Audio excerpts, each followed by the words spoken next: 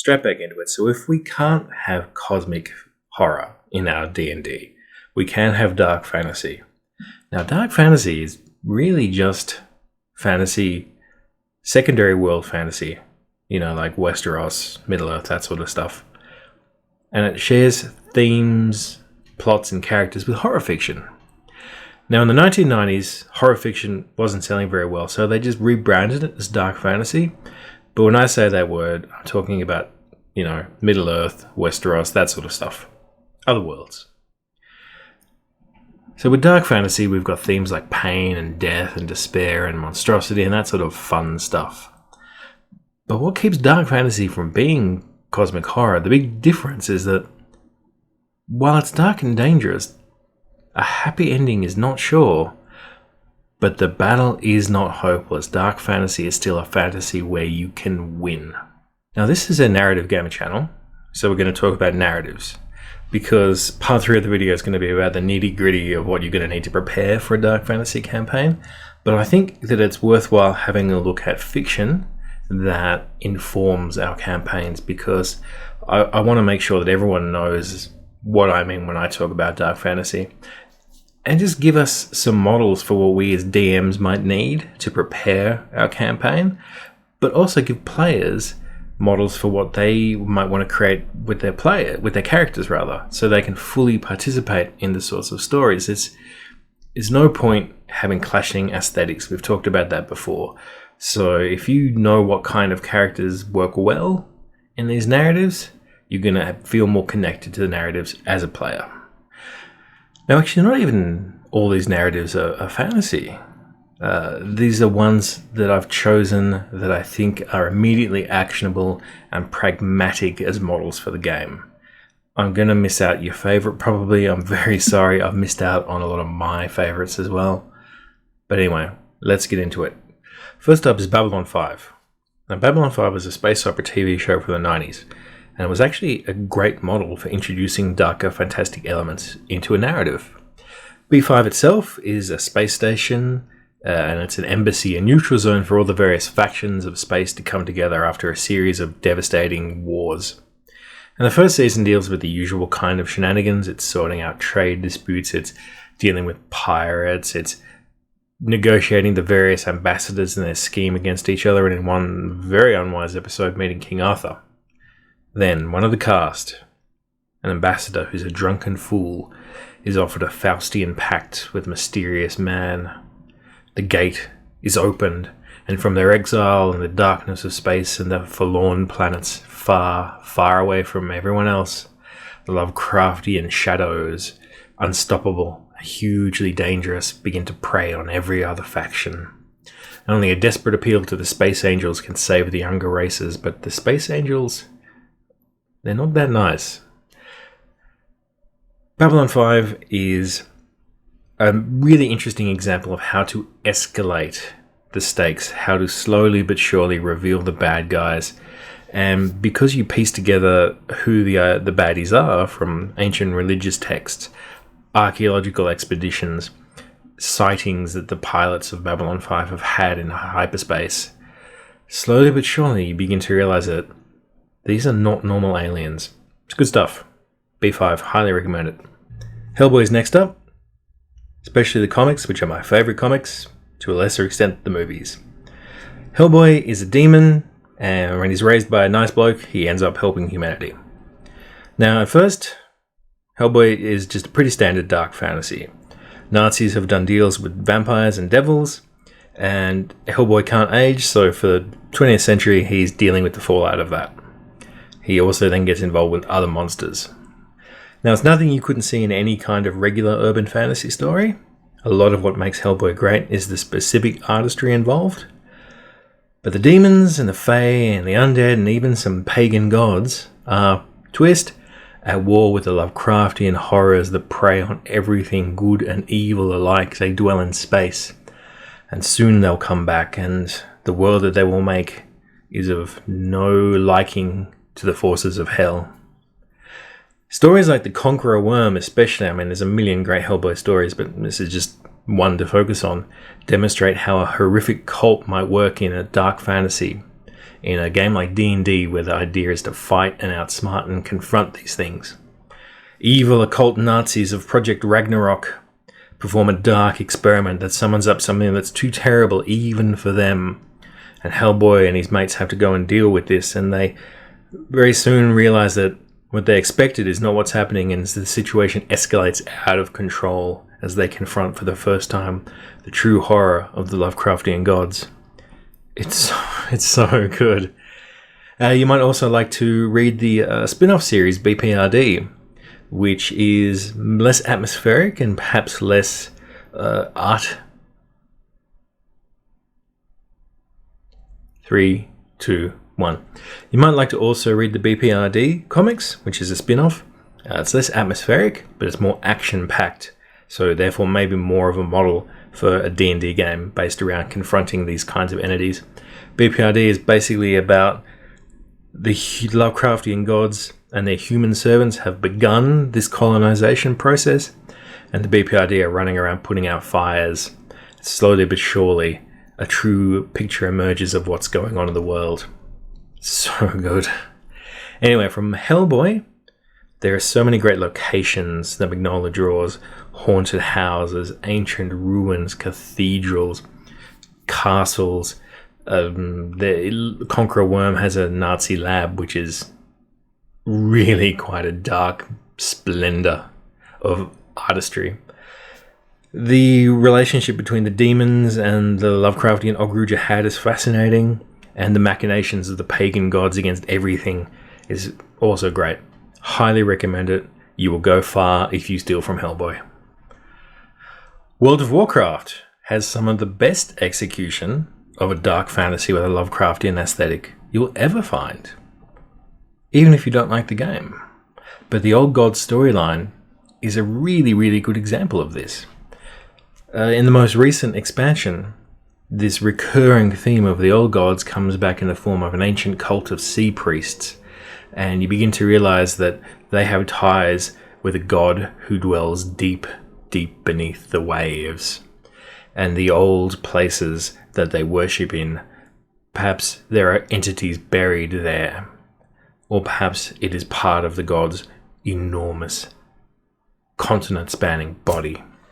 Madness and mutation are recurring themes in these stories, and there's just so much interesting stuff to take and to use and to be inspired by.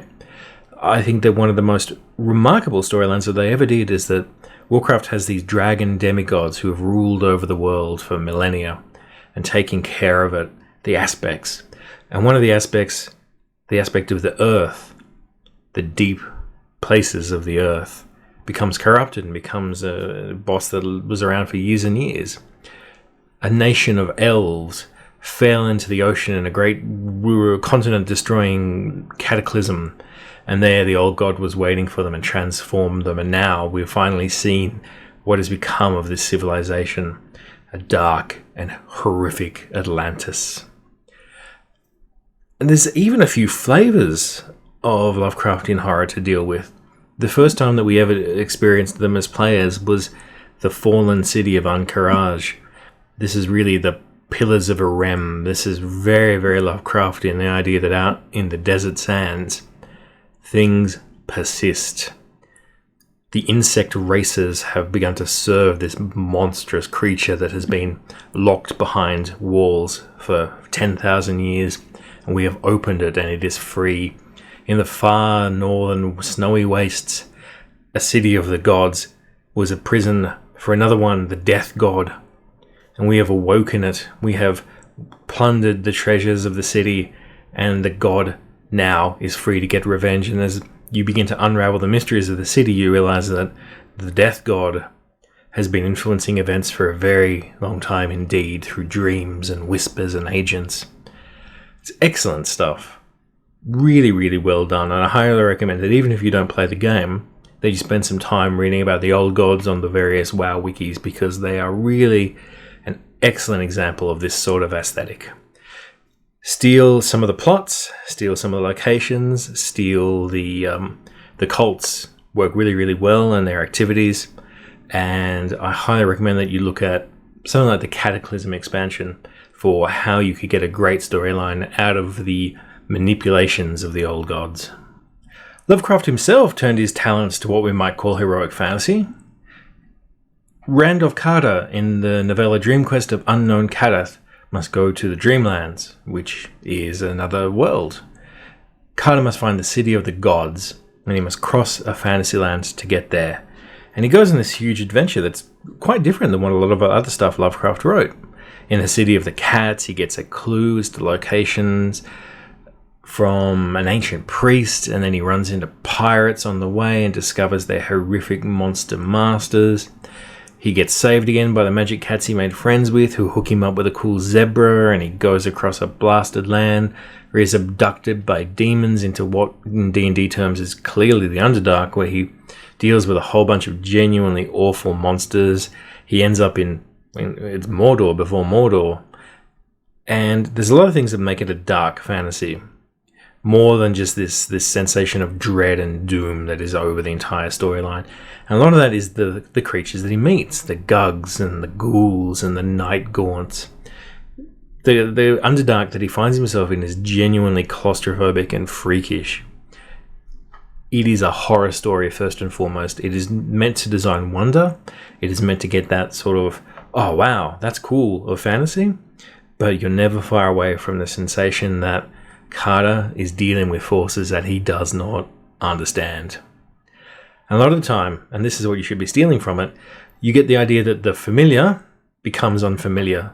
Even something as simple as the cats. At first you're just like, oh look, here's some nice cats. They're not. They're a powerful political faction. The little nice possum creatures, the zoogs, they're gross. When he finally meets the gods, he realizes that they're, and spoiler alert for a 100-year-old story, they're weak and they're feeble and they're preyed on by far, far worse than what humans worship. And you get a real sense of the uncanny when he meets those pirates. And he begins to realize that the men of Leng, that's where they're from, they're not the same as you and me. They're just subtly wrong, and eventually gets one of their turbans off and he begins to see how deformed and monstrous they are, and it's a fantastic moment. Bloodborne. Remarkable video game. My favourite video game, or it would be if I could play it. I'm too old, too broken down, too multiply sclerotic for it. But I have read all the lore, I've seen the narrative videos that fans make of it, and I'm obsessed with it, and I think it's amazing. Storyline is that you are a hunter. You come to a vast Baroque city by the name of Yharnam because you are needing a cure to a plague. But this is the night of the hunt, where various gothic monsters, mainly vampires and werewolves and madmen and rats and evil crows, are hunting the populace. And slowly but surely, you reveal that what caused the plague is the church. And the church made contact with a terrible pre-human race who lived in this place before there was a human city. And from contact with that race, they learned about the Great Ones, entities that grew beyond mortality and became something else, something that we would call Lovecraftian Old Ones. The Great Ones are not gone. They're just hidden. But they're hidden in plain sight. And as you begin to learn things, as you begin to grow wise, you begin to see what's hidden in plain sight. The revelation that the mighty, hideous gods are there in the city, over the city, wrapped around the great Gothic spires is one of the best reveals in all of gaming. Please give us an easy mode from software. Steal the amazing locations, steal the sense of menace, juxtapose the monsters, because one minute you're fighting aristocratic vampires and the next you're dealing with giant space influence with glowing internal organs and massive visible throbbing brains. The sense of mystery, there's very few straight up answers given to you in Bloodborne. You have to piece together the narrative. Just can't say enough good stuff about Bloodborne. Remarkable, remarkable achievement, and any DM worth their salt can get 6 sessions easy out of being inspired by it. Going to speed up now. Berserk, Japanese comic and cartoon, but the cartoons aren't that great. It's not for everyone. It's strong beer. There is sexual violence and sadism. There's some pretty intense, straight on guts and blood. But the monstrous god hand, the demons who are manipulating everything, and the astral world where they come from, really, really great model for how you might want to become involved with entities like Nyarlathotep, the trickster god of the Lovecraftian mythos. It's great stuff, and at least worth a read if you are prepared to deal with some dark, genuinely dark fantasy. Song of Ice and Fire by old George R. R. Martin. I've not read the encyclopedias, but I've had a quick look over the fan wikis, and there's clearly analogues for the King in Yellow, the Deep Ones. The idea is that long, long before everything started, 20, 30,000 years ago, it's clearly a Lovecraftian world. And there are elements left behind. There's mazes and fortresses and religions and statues. Spend some time having a read about them, the Deep Ones and the Maze Makers and all that business. I think that if I was going to do a traditional medieval style fantasy game, D&D game, but I wanted to bring in these Lovecraftian aesthetics, I would absolutely see how Martin did it. I'd be curious. No, I won't be actually, because I'm pretty over it, but it would be interesting to see if he ever brought on these elements into the main narrative. He did some short stories that are also pretty dark. Check them out. Conan creator Robert E. Howard and Lovecraft, they were pretty good mates. And Conan is always dealing with sorcerers who are dealing with alien intelligences from outside time and space. Take a shot every time Conan says dark, formless voids. Conan's serpent men enemies, they survived tens of thousands of years to Lovecraft's time. And I'm pretty sure that there's a straight up trolling, actually, of when Howard makes fun of Lovecraft. Conan is hanging around an ancient statue and he sort of goes, there's always some kind of god or monster hanging around places like this waiting to destroy sanity and life. I just keep an axe handy to chop their bloody heads off. I think it's a troll. Good one. Buffy's rarely scary. Buffy's rarely really come to terms with its own fantasy background, but when you begin to deal with monsters, that's fine. And then they slowly reveal that there's demons, and demons are clearly inspired by Lovecraft in Buffy. They ruled the universe, and now they're gone. You do worse than checking out, I think it's the end of the season 3, where they first meet a proper demon. It's good stuff. Weave World by Clive Barker. There's a sort of city in a bottle filled with elves who are in hiding from their great enemy, and one of their number, an apostate by the name of Immaculata, is looking for it. And she is eventually thwarted and humiliated, and in her revenge, she awakens the dark enemy of all life, the Scourge. Well done. Role-playing games, you might want to look at Dark Ages Cthulhu and Cthulhu Invictus, which the last one is Roman Cthulhu. And if I can be outrageously forward, you might want to have a look at the book I wrote for Chaosium, Dread Empire Sanshan. Now, there's a few other things that we want to look at to steal from narratives, and we're just going to move quickly now. Of all the things I did not ever expect to enjoy or find useful as a reference for my gaming, the Aquaman movie, the story of a handsome fish prince. Nevertheless, perhaps the best ever example of a monstrous undersea city on film is in bloody Aquaman. It's clearly a deep one citadel.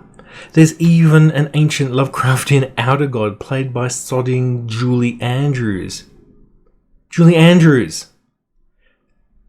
Godzilla King of the Monsters was a bad film, but again, there's another great example of an ancient undersea kingdom. Blood on Satan's Claw and Sleepy Hollow. Folk horror? It's a different discussion, we'll get to that one day. But as I said, Gothic and Lovecraftian horror have a lot in common. So you want to start out with a folk horror kind of narrative for dark fantasy. An old forest. An old insane asylum. An isolated community of inbred weirdos. Your players will go, oh, okay, I know what this is. Cults, evil treants, maybe there's a nymph or two that's gone wrong, a few wild elves, and it's probably going to be a black dragon behind everything. But you emphasize the weirdness. You emphasize the ancient, gross religions. And what they worship is no dragon, it's no devil. And I would recommend the Lovecraft story Shadow over Innsmouth, which was made into an okay film called Dagon, if you don't want to read the story, because that's a great example of a seaside cult. The video game, what was it called? Dark Corners of the Earth. That was excellent as well. Expand the scope out from folk horror, because your players will be expecting something that they can deal with, that they can understand, and then you suddenly reveal that the entire forest is simply the eye of a gigantic space god. Scope expanded. Have a think about ancient haunted asylums and weird old houses. Haunting of Hill House, the story. Arkham Asylum, Morrison's comic with Dave McKean. The haunted locations from the Thief video games.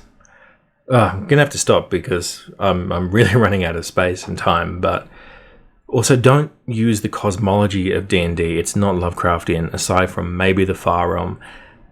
But I would recommend using Zen, the other dimension from the Half-Life games, the Upside Down from Stranger Things. That's a surprisingly Lovecraftian vision. The Labyrinth from Hellraiser. Courts of Chaos from Amber. Really expand your reading and really expand out what another dimension can be. Alright, I think we've pretty much hit the end there. That is a lot of stuff that you can think about and a lot of inspiration you can draw from, and I think that we've established pretty effectively what a dark fantasy campaign will look like and what the themes will be if you draw from these narratives. Alright, like and share and subscribe, you know what to do, and we'll be back very soon for part 3 where we get into the dirty details of how to make a campaign.